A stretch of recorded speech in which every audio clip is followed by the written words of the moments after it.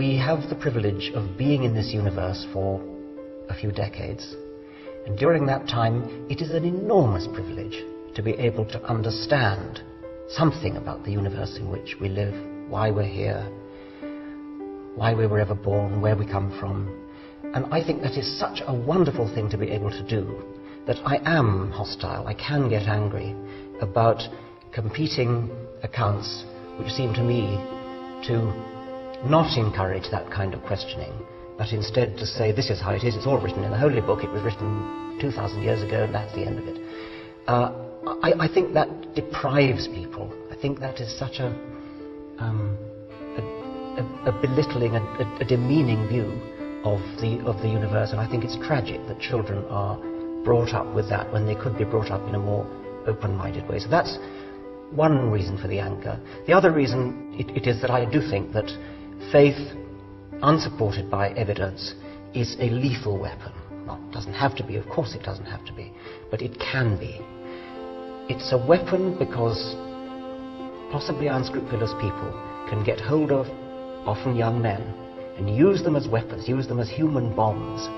The only reason they can be deployed as human bombs is that they have been brought up from childhood onwards to believe implicitly, without question, that whatever the particular religion is, the details don't matter.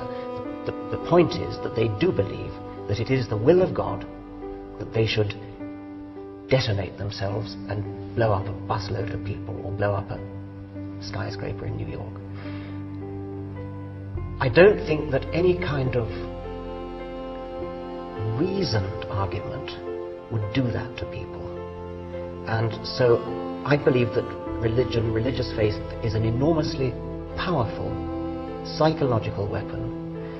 It isn't always used for the bad, of course, but the fact that it can be used for the bad makes me want to cut it off at the roots, and at very least to stop the inculcation into children of the idea that there is something virtuous in faith. I'm very concerned with the way children coming into the world innocent and knowing nothing are taken over by the religion of whatever culture they happen to be born into. It doesn't happen to everybody, but it's very common. And so you see children being labelled. This is a Catholic child, this is a Protestant child. I would much rather say this is a child.